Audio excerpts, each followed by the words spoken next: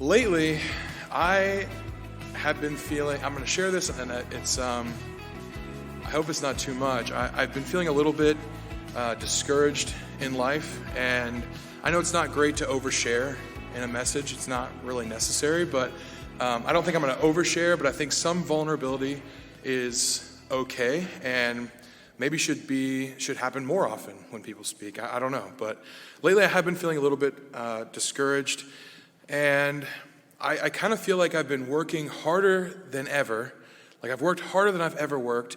I'm proud of the work that I'm doing. I feel kind of on top of things for the very first time in my life, and yet the more that I find to do, the more scrutiny I come under and the more criticism I face, and that I am not built to take it. I'm just not. I'm horrible at it. But this is kind of what I've been going through lately. You know, Ecclesiastes says, whatever your hand finds to do, do it with all your might. But I'm the kind of person that kind of finds myself with less might to do the things my hand finds to do because I find myself under more scrutiny and a little bit more criticism. And it's a little bit exhausting trying to keep up with this, especially when I feel like everything I put my hand to kind of crumbles a little bit. Just as one example, this just happened last night actually. I was on my way home from Cincinnati, and I got some bad news. So I recently just finished my bachelor's degree, finally, which was a huge weight lifted off, and it was nice because I found a direction that I really love, and I was poised to start my master's degree, which I was really, really excited about. I found out a few weeks ago that I had some really bad advising information, and so now it turns out I couldn't just jump into the master's degree. I have to wait to apply until August. So I find myself with all this dead time, basically, and I'm trying to think, okay, how do I redeem this time? How do I make use of this time? So I prayed about it. I asked people that I was close to about it, and the conclusion I came to was that I was going to apply for a shorter master's degree, just something that I'm interested in, so that I could still keep my mind active, still be used to staying in classes, and not kind of fall off the sticking with school, you know, and that is really a danger, I think. I mean, I've done it before, and it was hard to go back, so I was hoping to apply to this other program. It was actually a Master's of Apologetics, which would have been so cool. I would have loved it, but just last night, after an interview with their school board, they called me, had this long conversation, and I thought it went really well, but I was told that I wasn't accepted into the program because I don't affirm the doctrine of the Trinity. So that was kind of a blow to my morale because I thought, man, I've really had great interactions with this school for a long time.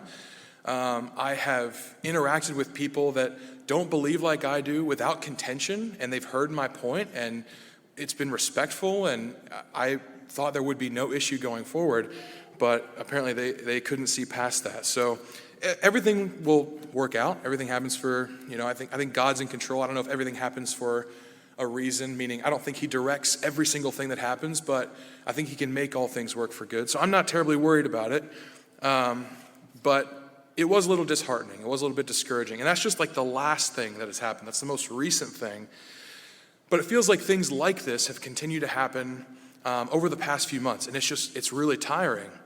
And so it's honestly, to be really vulnerable, it has had me questioning why I do certain things.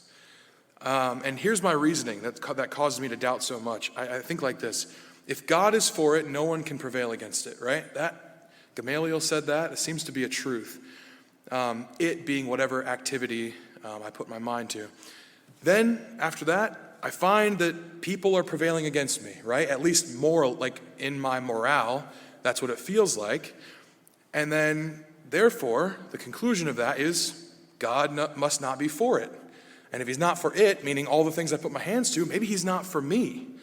And if he's not for it, shouldn't I just quit? Why fight against the will of God? How much do you fight before it's like, okay, well, God's not, he's not directing this path, so stop fighting it. These are the questions that race through my head. I keep thinking, if I were doing something good and right, wouldn't it succeed? Wouldn't I be more accomplished? Wouldn't I be less critiqued? Wouldn't I be more supported? Now, you all probably already see the flaws in my reasoning. I'm sure you do.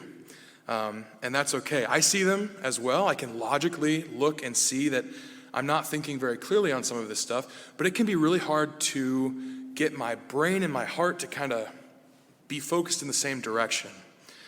So that's a little bit what we're going to be studying into today, because I realized that I was doing this type of Jeremiah 12 thinking, is what I'd like to call it. Because in Jeremiah 12, you'll recall Jeremiah, he's a prophet to Judah, and he prophesied during the time just before, during, and just after Judah was attacked by Babylon.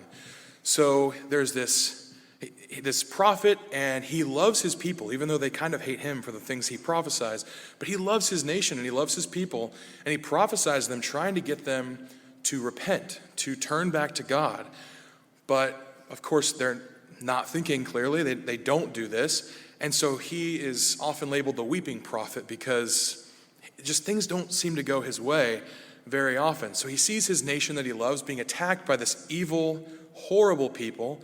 And not only that, but God tells him that this evil, horrible people are tools in his hand. So suddenly, God's people are the ones under punishment, while evil people that are not even remotely God's people are instruments for him to use. And I could imagine this would be tough for Jeremiah to comprehend. Now, on top of this, his own people, who he tries to defend to God, who he loves even though they hate him, just despise him. They do not give him the time of day. They shout him down. They imprison him. They are sick of Jeremiah. And so he feels like, as a decent person himself, why is he undergoing, this poor treatment from this nation that he loves so much? And so he writes this in Jeremiah 12, verse 1. I saw some of you turning there. You don't have to turn there. We'll be going through several verses today, so I didn't expect you to. But some people, if you're already there, it's okay. Jeremiah 12, verse 1 says this: "Righteous are you, O Lord, when I plead with you, yet..." Oh, that's a really important word. "Righteous are you, Lord, but one thing. Let me talk with you about your judgments." So Jeremiah has questions for God about his judgments. Why is this stuff happening? I know you're good. In my brain, I know that. But I'm having trouble seeing it right now. So this is what Jeremiah is saying. And he says, why does the way of the wicked prosper? Why are those happy who deal so treacherously? This is his question. And I could imagine this. I've never been through half of what Jeremiah has been through. And I have that same question too. So, of course, he would have that question. You might remember that Asaph had the same question in Psalm 73, and he even added to this by saying things like, I'm just going to summarize here and skip around that psalm, but he says things like, "There are no pangs in their death. They have more than their hearts could wish. They set their mouth against the heavens. Behold, these are the ungodly, those who are always at ease." So he looks and he sees the righteous suffer while the ungodly prosper, or the wicked prosper. So this is two different inspired scripture writers taking issue with God over this matter of the wicked prospering, over God's judgment of a situation. And as I study this, I find it very relatable, but also slightly separate from my own situation, right? I'm not living exactly like they're living. I'm not even seeing the wicked prosper necessarily. I'm just seeing my own life and wondering why things aren't going as well as I would like, So while I often do see those who I would claim are wicked prospering, it's more often me falling prey to comparison, which I think is a huge enemy that people face on a regular basis. So it's a little bit different of a situation than they're going through. But what's going on in my head? And I think the answer lies with what Jeremiah said in verse 1. God, I know you're good, but I've got a bone to pick with you regarding your judgments. Often I feel frustrated enough sometimes to ask, why do the wicked prosper? But really what I want to know is, why do the righteous suffer? That's what I want to know. Okay, wicked have their things going on. I want to know about me right now. Now, obviously, again, this is flawed reasoning, and we're going to get to that in just a minute. But I noticed that there's kind of these four divisions of what way reality can take, that two of them make sense to us and two of them are very confusing. So the wicked suffer, this makes sense. The righteous prosper, this makes sense. But the wicked prosper, this is confusing. And the righteous suffer, this is confusing. So there's these four divisions, and I think they all share the same root problem that I'll be spending the rest of our time on today. I think they act under the assumption that God has set up a system in this world where behavior and circumstances are directly correlated under a cause and effect relationship, so that every behavior on a 1-to-1 ratio results in a comparative circumstance. I think that is what we're thinking and feeling when we struggle with those two confusing divisions and fully comprehend the two that make sense to us. So today I want to go through how I've struggled with this, how ancient Israel has struggled with this, give an Old Testament example, then go through a New Testament example to show that this is a very human problem. This has happened all throughout history. It's going to continue happening, but it's something that we have to wrestle with. And then I'd like to offer some, I don't know if I would call them solutions. I'd like to offer some encouragement or some help, things that I've found helpful when struggling with this concept. So in the book of Galatians, if you'd like to turn there, Galatians 5, Paul writes down a list of actions condemned by God that a Christian should refrain from. And then immediately following this huge list of negative actions, which are living according to the flesh, he writes down this list that we know as the fruit of the Spirit. So he says this in Galatians 5, verse 22. I'm just going to read 22 and 23. It says, "But the fruit of the Spirit is love, joy, peace, long-suffering, kindness, goodness, faithfulness, gentleness, self-control. Against such there is no law." Now, interestingly, this is kind of an aside point. Many commentaries, I didn't realize this before, point to this verse, and where it says "against such," I've always taken this list to be, that's the complete list. If I'm growing in all those things and I'm doing all the things I need to be doing and I have it made. But most people actually read this and realize that the phrase "against such" is kind of like against such things as this. So a number of things could follow this list. It doesn't have to just be limited to this group. There could be other things or sub-points to these that you also need to be growing in or also want to look for when doing some self-examination. So it's not necessarily an exhausted list that Paul writes down here. It's against this type of thing, there is no law. But this verse has always frustrated me a bit because of this last verse, "against such there is no law." Because without an understanding of the context of this verse, I have inadvertently maintained a belief that God was expressing that his commands for us to embody, that these traits are not condemned anywhere. And I don't see that. I don't see that happening. So I think he seems to be saying, not in his law or the law of man, in no law are these things condemned. And I think that this belief stems from the same problem as I mentioned before. We believe almost instinctually that good behavior leads to good circumstances. So everywhere in the world, if you do these things, it's going to be appreciated. It's going to be good. There's no law against these things. But the problem is I can't maintain that belief because of the evidence that I see around me. When it comes to man's law being compatible with God's law, it almost never lines up that way. Now, we've been blessed in this country, founded on Judeo-Christian values, that we still hold on to kind of a remnant of virtue. But even that, it seems like we're losing more and more. For example, to teach a person God's commands unflinchingly, but then gently lead them to a path towards God, that is one of the most loving things you can do for a person. And yet, in this world, that might be considered hate speech or intolerance. Or maybe you could be patiently waiting on God's timing for something, praying and waiting and trying to make a good decision with God's guidance. And this is a really good quality. But in the world, you're not trusting your gut. You're not moving efficiently. You're not being fast acting. And that could just be seen as stupid or ignorant. And so while there's no written civic law against these things, there is a trending direction, and I would say maybe a sociological law that does seem to go against these that can actually be just as damaging as any civic law might be. So in context with this verse, it's really important to point out that Paul's discussion here is about living according to the flesh or according to the Spirit, in tandem with living under the penalty of the law and then living under grace through Christ.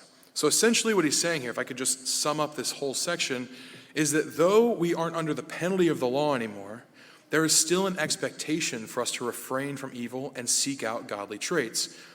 It's not motivated out of an effort to save ourselves, right? We're not striving to keep the law so that we can maybe save ourselves or attain salvation for ourselves. We're doing it out of, our motivation now is love of God, love of Jesus Christ and what he did for us, and trying to transform our lives into him and to what he is, because that's what he asks of us. And so out of love, we obey his commands. But for those who Paul is talking to in the book of Galatians, they're still trying to find their life and their salvation by keeping the law, evidenced by circumcision, which is the main topic in this section. But Paul is attempting to show the purpose of the law in the first place. So when he says that there's nothing in the law against these fruits, he's actually claiming that the law affirms this transformed life, these things that you were supposed to become. The law that they're looking at to save themselves, Paul says the purpose of it is here. It's love, it's joy, it's peace, it's patience. I mean, he lists this whole fruit of the Spirit to show that this is what the law intended for you all along. So it's not that the law is evil. Some people take that from here. They try and juxtapose law with grace or law with love. And that's not what Paul is saying at all. We still have a command to walk forward into right living. But we have to understand that the purpose of that law was for these things, so that we can gain these things, love, joy, peace. It was to point us to Christ, so we can have him in our lives and transform ourselves into his image. It reminds me in Israel, right? God says to them, I think maybe at least two times, maybe three times, he says that he desires mercy and not sacrifice. Or that they were keeping these days, but they were doing it vainly. They didn't have the meaning of what they were doing anymore, and so they became an abomination to him. So sacrifice was given to Israel, and it was designed to show mercy. That was the point of sacrifice, so that they could come to God and thank him for what he did, or repent of what they did and ask forgiveness. This is what sacrifice was, but they were just sacrificing without mercy anymore. They didn't show mercy to others. They weren't seeking mercy after themselves. They didn't care what they did. They had no morality they were seeking after. And so this doesn't mean that no bad things can happen to you by following God. It can. It absolutely does not mean this, because bad things can happen to you all the time by following God's way. So that's not what Paul is saying here when he says, against such there is no law. So this is how I've struggled with this. This is a way in which I've looked at the verses and thought, I'm really trying to do these things. You say there's no law against these. Granted, I took the verse out of context and believed that it meant every law known to man, and that's just not true. But I really felt like trying to do God's way often leads to penalty and pain and suffering. I've even come to the conclusion that, or the realization and the understanding that obviously Christ did not promise us an easy, free of struggle life. But sometimes it is directly correlated between the good thing you do in following God's way that actually causes the pain, right? And those are the moments where I'm up against it, where I think, man, if this was of God, why would it hurt me so much? This is how I've struggled. Let's turn to ancient Israel now. If you would turn to Exodus 24, because I think they went through the exact same thing. And granted, Israel is not always the greatest example to live up to, but remember, in this section, I'm not trying to prove that we should have this frame of mind, or that this is something that is good to struggle with or good to feel. It's just that we do struggle with it. So let's be honest about that and then learn from the examples of the Bible. And I think Israel is one of the prime examples we can learn from, because if we're supposed to be Israel now, God's people, then what better way to learn than from the experiment that didn't work out so well, right? Or it did work out, but just in a different way than the people thought it would. So in Exodus 24, I want to give Israel a little bit of credit here, because it would be really hard, even though they were enslaved in Egypt, it would be really hard to uproot your life and move to somewhere different. And not only somewhere different, but a place that you don't know where you're going. The wilderness, right? I mean, that's where they said they're going. We're going into the wilderness to worship God. If you told me that, I would say, yeah, like for a weekend trip, right? I'd be like, no, this is where we're going. And so I think that took a measure of faith. Even to have Moses go on their behalf to Pharaoh and petition for them, I think would have taken a measure of faith. Now, they couldn't have stopped it because God commanded it and it was going to happen. But when Moses went and Pharaoh denied it, he upped their labor. He made it harder for them. And he was in such power that he could have easily just said, they're not worth the trouble, kill them. He did that with the firstborn males, right? Why not just the rest of the people? These guys are grumbling too much complaining. I don't know who this Moses guy thinks he is, but I'm not going to deal with it. Wipe them out. He could have done that. And so for Israel to have allowed that to happen and not put up any fight about it, and then to leave their home and after going through the plagues, I think this takes a measure of faith that we should recognize. Because if we don't appropriately esteem them, I think we make them out to be some sort of enemy. But then when we compare ourselves to them and realize we do the same thing, it can be not the best experience. So I think knowing and giving them credit for what they did do is important. Okay, so then in Exodus 24, this is when they've gone to the wilderness, they've gone into Sinai, they've traveled there, and God has spoken his covenant to Moses, and he's handed it to the people. And it says this in 24 verses 3, and I'm going to read through verse 8. So Exodus 24, verse 3 through 8, it says, So Moses came and told the people all the words of the Lord and all the judgments. And all the people answered with one voice and said, All the words which the Lord has said we will do. And Moses wrote all the words of the Lord, and he rose early in the morning and built an altar at the foot of the mountain, and 12 pillars according to the 12 tribes of Israel. Then he sent young men of the children of Israel who offered burnt offerings and sacrificed peace offerings of oxen to the Lord. And Moses took half the blood and put it in basins, and half the blood he sprinkled on the altar. Then he took the book of the covenant and read it in the hearing of the people, and they said, All that the Lord has said we will do, and be obedient. And Moses took the blood, sprinkled it on the people, and said, This is the blood of the covenant which the Lord has made with you, according to all these words. Now, of course, we know how the story goes. They did not follow their end of the bargain. They did not keep this covenant perfectly. I certainly don't keep my covenant with God perfectly. But they didn't keep it perfectly. They sinned. But God set up a system where he knew they would do that, and he could still bear with them. He didn't have to strike them dead as soon as they had sinned. God was patient. He gave grace to the people, knowing that they would sin. And so still, even though they sinned, even though they fell short of their covenant, they were still in covenant. God considered them to be his covenant people, even when they broke it, because he made ways to repair that. And so, if you even think about it, their first rebellion, the golden calf, it came on the heels of not knowing what happened to Moses and not hearing from God. So imagine God makes a covenant with his people, and he says, if you obey me, I will be your God. I will be with you. I will guide you. You know, these are things that they expected from God. Now, God doesn't always work the way we think he should or expect that he will, but he made this covenant and then kind of was silent for a while and took their leader away. And suddenly, maybe in their mind, with false understanding, it seems as if God didn't uphold his end of the bargain. Where's he at? He's supposed to be here. Where's Moses? He's supposed to talk with him for us. What are we supposed to do in the meantime? Now, this doesn't excuse their action. They fell immediately into paganism, and this was not the right move. But understanding from their perspective why they did what they did, it makes it seem more understandable than just saying, oh, they were stupid and they just, immediately sinned. It's like, that's true, but so are we. And they had human reasoning that led them to that point. So I think it's natural that Israel at this time would have asked, after this had all happened, remember, this had happened, then they were punished for their sin, then they're led into the wilderness, and they're starving, they're thirsty, they are probably losing people along the way, and they keep on wandering, not knowing where they're supposed to be going. I could imagine they would think, what gives? God is not upholding his end of this bargain here. And so it makes sense that they would ask, just like I do in my times of weakness, why do the righteous suffer? Israel might have asked this question. We would never look at Israel as righteous, but they might have asked this question. It's natural that they would want to say to God, just like Jeremiah did, you've been righteous, yet let me ask of your judgments. This makes sense to me.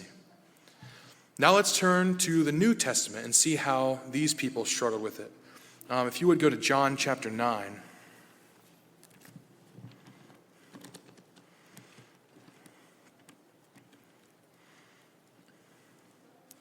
John chapter 9. I have written here, I'm not going to do it, but this is what I have written down. I wrote, whole chapter, skip around verses, illuminate the necessary parts. So that's what we're going to do, but we're not going to read the whole thing. So it says this in John chapter 9, verse 1. Now, as Jesus passed by, he saw a man who was blind from birth. And his disciples asked him, saying, Rabbi, who sinned, this man or his parents, that he was born blind? Jesus answered, neither this man nor his parents sinned, but that the works of God should be revealed in him. I must work the works of him who sent me while it is day. The night is coming when no one can work. As long as I am in the world, I am the light of the world. So when he said these things, he spat into the ground. I'm not reading at this point, I'm just summarizing. Made some mud, clay with his fingers, anointed the man's eyes. And then he wasn't even healed right away. He said, go and wash. And as he washed, he found his sight coming back. But what happens is really, really interesting, because the Pharisees found out about this and they were not happy. So they go and question his parents, this blind man's parents, and they say, was this man really blind from birth? What happened? They're trying to ascertain if a miracle had actually happened, because they're really looking for ways to label Jesus Christ a sinner or a blasphemer. They were really bent on that. So then eventually they go to the man himself who is healed, and they say, well, that man who healed you was a sinner. He breaks the Sabbath, so he is not a man of God. And this is his answer in verse 25. He answered and said, whether he is a sinner or not, I do not know. One thing I know, that though I was blind, now I see. Then they said to him again, what did he do to you? How did he open your eyes? He answered them, I told you already, and you did not listen. Why do you want to hear it again? Do you also want to become his disciples? I don't know if he was just being cheeky at that moment, or if he was earnest and hoping that they might become his disciples. I'm not sure what he thought, but I always find that really, really funny. Verse 28, they give their answer. Then they reviled him, and they said, you are his disciple, but we are Moses' disciples. We know that God spoke to Moses. As for this fellow, we do not know where he is from. The man answered and said to them, why, this is a marvelous thing that you do not know where he is from, yet he has opened my eyes. Now we know that God does not hear sinners, but if anyone is a worshiper of God and does his will, he hears him. This is such an interesting phrase and plays right into what I'm talking about today. We're going to come back to that line, so just remember that, where he says, God does not hear sinners, but if anyone is a worshiper of God and does his will, he hears him. Then they answered and said to him, you were completely born in sins, and are you teaching us? And they cast him out.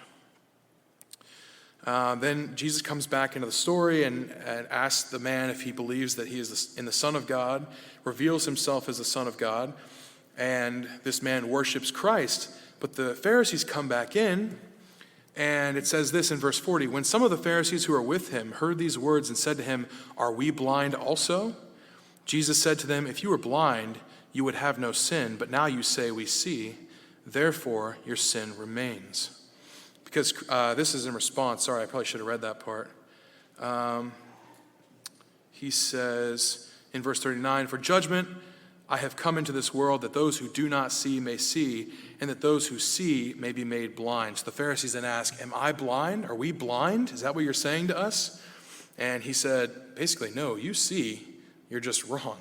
Which, man, what a powerful statement to make to Pharisees who, in some ways, on the human level, had control to take him out, which is what they did in the end. So, to me, this is a really interesting section, because Christ points out that it was not because of sin that this man was made blind. That's the first really important point. And then the man points out that God does not hear sinners. And this is really confusing to me, because Was the man himself not a sinner? Was he perfect all of his life? Probably not. I'm sure he sinned at some point. Also, did he never pray to be made well? I'm sure he prayed to be made well. Why wouldn't you? He believed God was a worker of miracles, so he believes that God can hear him. He believes that God can heal, and yet he says sinners are not heard, and he's a sinner. So that's really interesting. But then Christ ends by claiming that he's come to bless those who are spiritually infirm, or those who are blind, and then judge harshly those who believe themselves to be spiritually well, or those who can see. So the sinner will prosper, and the righteous will suffer. This is what Christ is saying here. And this is the exact thing that absolutely baffles my mind and I cannot make sense of. This is the same situation that I struggle with, that I'm sure you've struggled with before, that the Old Testament figures struggled with, that the disciples here seem to struggle with in asking him the question, who sinned? And yet, when I read these stories, it makes sense to us inherently that, well, of course he wasn't sinning. That's not why he was made blind. That's not how God works. And yet in our lives, we don't see that lesson so clearly. So I think the reason is, and I could be wrong, but for me at least, the reason is that I see the end result, right? I know what God was doing in that story with ancient Israel. I know what he was leading them to. I know that he was good all along, in the beginning, middle, and end. So their struggle is a blink in time for me, but to them it was years of their life. To them, I don't know that I would have had the strength to not complain if I were in ancient Israel. We look at this man who's born blind and we say, of course he didn't sin from birth.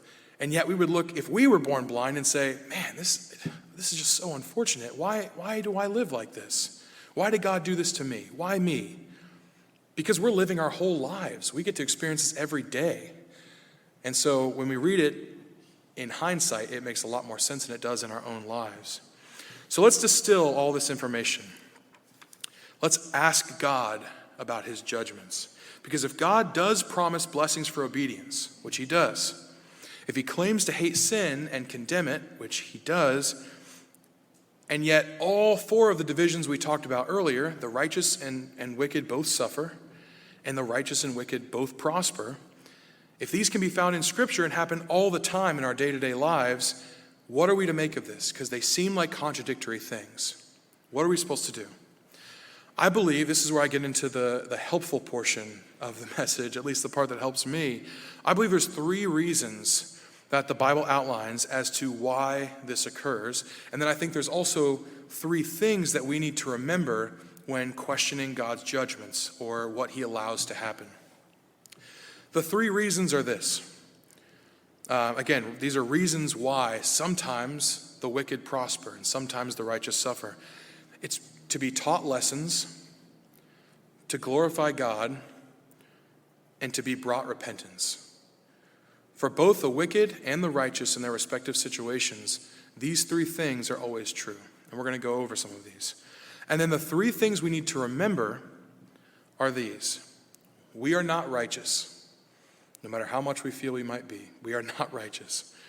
The wicked still have hope, and God's ways are not our ways.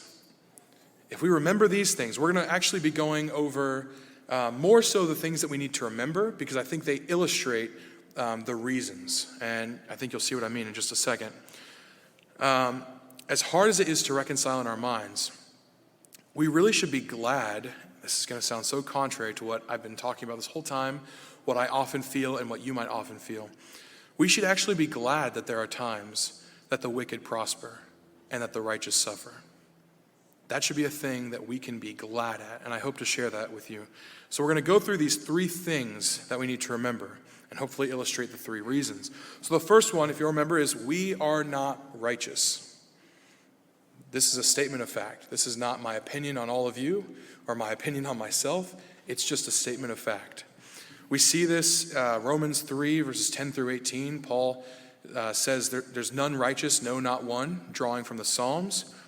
And then in Isaiah 64, verse 6, he says that our righteousness is like filthy rags. So the minute we think of ourselves as righteous, the thing this is is a problem for is that the minute we feel that we are righteous, it's the minute we feel entitled to better and greater treatment. That's what happens. We begin to feel entitled. And this isn't to say that we haven't tried to be good people. I have, and I think you have. There's good people all throughout history who have tried to be good people. And it's not to say that everything that is bad that happens in your life is a penalty for sin. Christ points that out very, very clearly in the section with the can't talk. Christ points that out very clearly in the section on the man who was born blind. This also isn't to say that there are no benefits for obeying God. There should be benefits for obeying God. Remember, those 4 divisions, all of them are true at different times. The righteous can prosper, the righteous can suffer. The wicked can prosper, the wicked can suffer. But the problem is how we think of those benefits, what they look like to us, or what we expect. Our expectation often hinders our realization of the results, I guess. So what I mean is this: when we obey him, we should expect a level of blessing. There is a blessing inherently built into following God's commands. But we need to not overestimate what that needs to be. The example I'd like to give you is like putting gasoline in a car. This is what it is to be keeping God's law. This is us functioning as we are supposed to function. This is what we were made to do, was be obedient and subservient to God. If I put gasoline in my car, I shouldn't expect then that my car can fly because I was told that putting gasoline in your car was a good thing. But that's often what we do with God's law. I'm keeping your law. Why aren't I wealthy? It's like, well, that's not what I promised you. I promised you'd be functioning at the level you're supposed to be functioning at. But really, we just lack, and so we feel like we should deserve more. On the other hand, though, if we see a person putting old, nasty gasoline in their car, and their car turns over, we would say, well, why am I going to the pump and paying like $3.50 a gallon when they just had that sitting in their garage for 10 years and it works? Because we don't see the end result of that car breaking down over time if they continue to follow that path. This is what following God's law is. It is an absolute blessing to be functioning at capacity. I would love to be functioning at capacity, but the way that you do that is by keeping God's law. That in itself is a blessing, but we don't often have that perspective. We want our cars to fly. We want something more than has even been promised from keeping his law. So, we are not righteous, but it does not mean that we're not striving towards righteousness. It does not mean that there's no blessings for keeping God's law. And this perspective of our own goodness can be helpful in realizing that we are not actually owed anything. Nothing. We're only deserving of death, and anything before that, anything short of death is mercy, because it means we still have a chance at improvement. It doesn't always feel like mercy. It really doesn't. But it is mercy, because what we deserve is death, eternal death. That's what we deserve. But the thing is, even living optimally, even keeping God's law as well as we can, even putting gasoline in your car, does not mean your car doesn't break down over time. It's not meant to last forever. We're not either. We're going to break down. We're going to have problems. We're going to have issues, especially when you got weird drivers on the road doing weird stuff. They might crash into you, and that's not your fault at all. It's theirs, but it can still happen to you. So that's the first point. We are not righteous. The second point, and I think this to me is one of the most important, is that the wicked still have hope.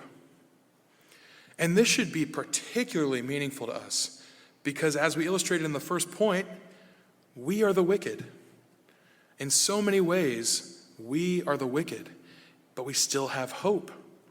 Now, we would always prefer blessings over harmful things or painful things when we mess up. I mean, no one is out there hoping and praying that we go through trials, but we know it's going to happen, so we deal with them as they come. But I would always rather a good thing, even though I do a bad thing, even though that's not the best thing for me. The best thing is correction, and that can be painful.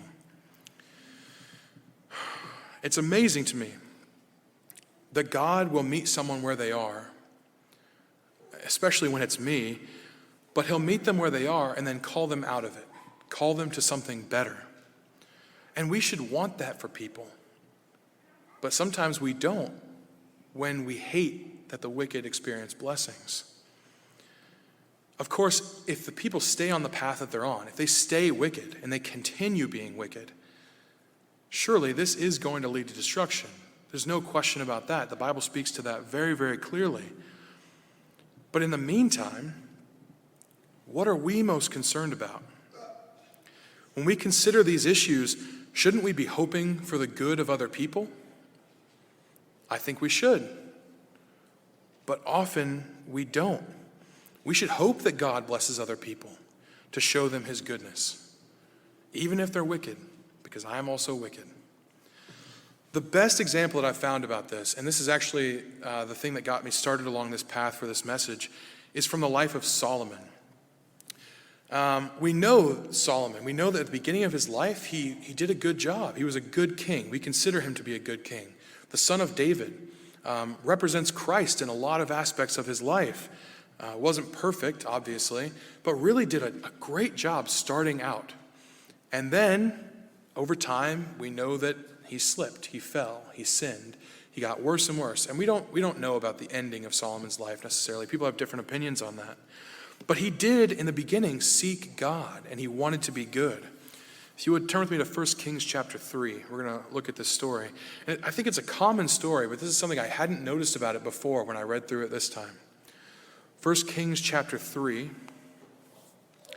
and we're going to see some not so good things about Solomon at the beginning of his life. Even though our overall impression of him is positive, we're going to see some things that might be surprising. I've read over them before, certainly. 1 Kings chapter 3, starting in verse 1, it says this: Now Solomon made a treaty with Pharaoh, king of Egypt. Strike one. That's not good. You don't do that. You don't make treaties with foreign nations. God compares that to adultery several times throughout the Judges, throughout the Kings, and throughout the prophets. You don't make treaties with foreign nations. You do not put your trust or your strength in the might of other people. Then it says, and he married Pharaoh's daughter. Strike two. That is not good.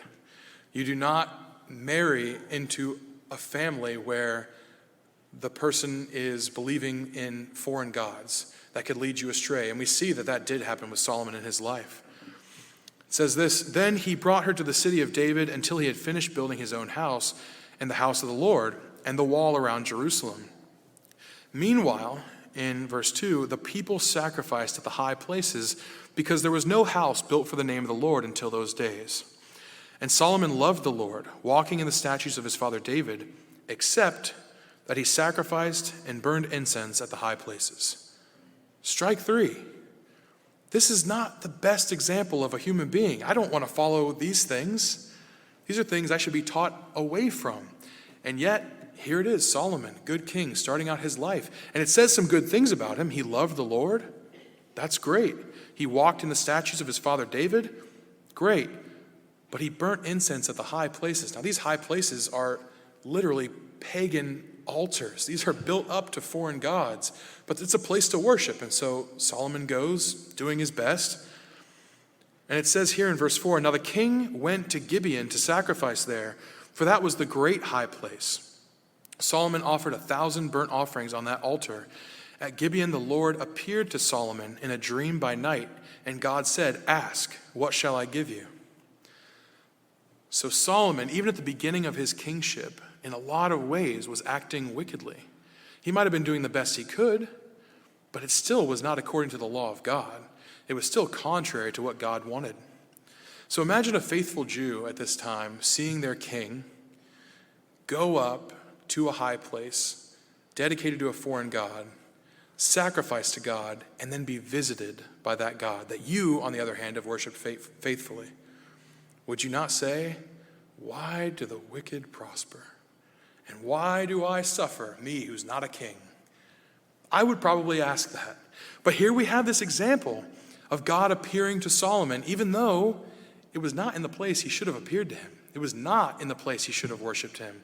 It was not following good and righteous acts of solidarity inside of Israel. It was with following after pagan nations, making alliances with Egypt.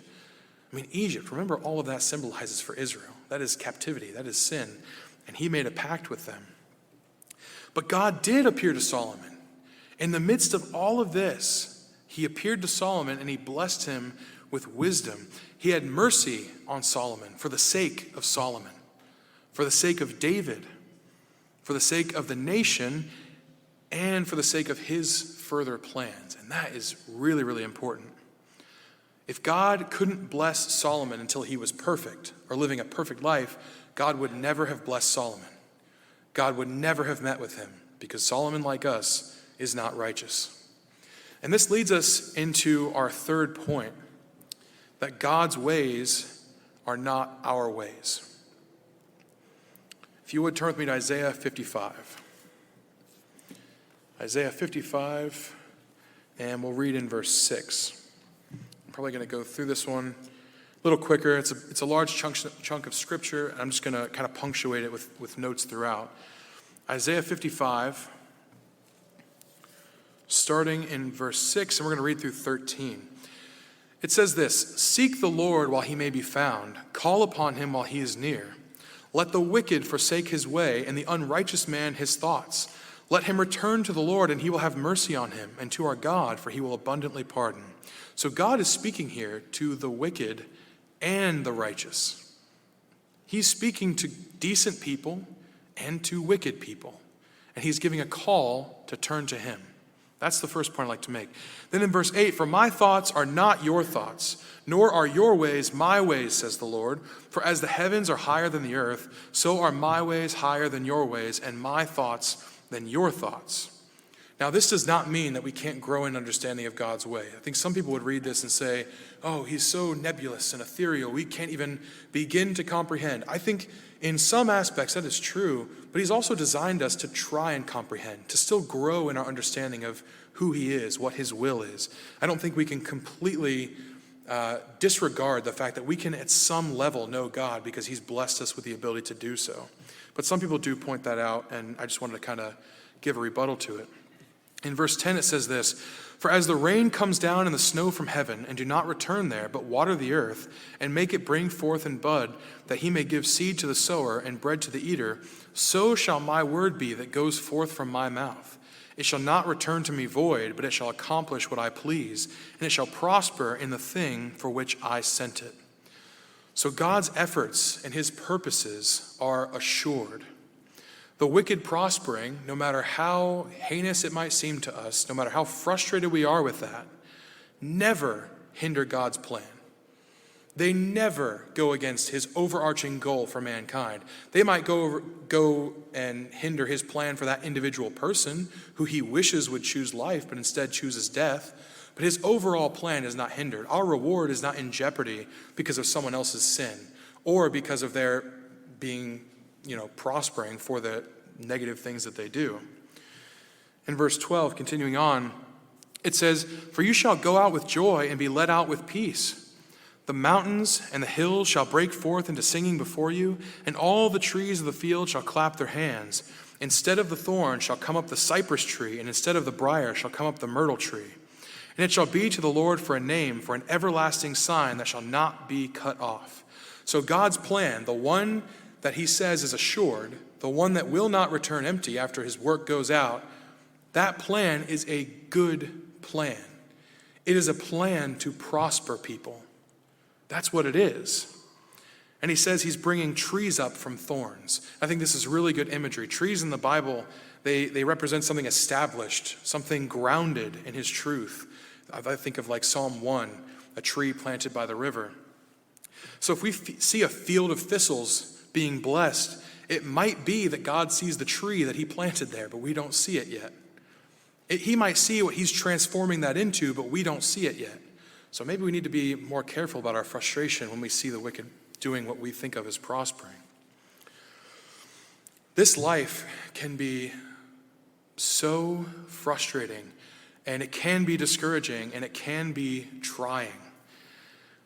Because we are beings that were made for the next. We're made for the kingdom of God, and we're not there yet. We're in this state of uncomfortable or discontent because this is not where we're supposed to be. It's not what we were built for. But we're desperately trying to do good and have good things happen to us. It's like we want the ways of the kingdom, while not being in the kingdom. And that's good. We should seek that. But we don't need to be as frustrated as we often are when we see that we're not in the kingdom yet. We shouldn't expect things to work like that yet. It's coming. That is coming. But that final judgment hasn't happened yet. It has not happened yet. But in the meantime, I think we should be thankful that it hasn't happened yet and realize why it hasn't happened. Even though I'm waiting for that kingdom, I'm waiting for Christ's return, I'm waiting for this to be done, I'm waiting for the pain to be over, I'm glad it hasn't happened yet. Because if it happened every single time a person wanted to question the judgments of God, this would be done. I never would have been born. I never would have had a chance. If the judgment comes right now, where evil only receives evil and good only receives good, as the kingdom should be, then think of all of those that would be cut off that God still wants to call. I would have been cut off, and God had wanted to call me if he had listened to Jeremiah's petition, or to ancient Israel's petition, or to the disciples' notion of what happens to good people and bad people. I wouldn't have made it.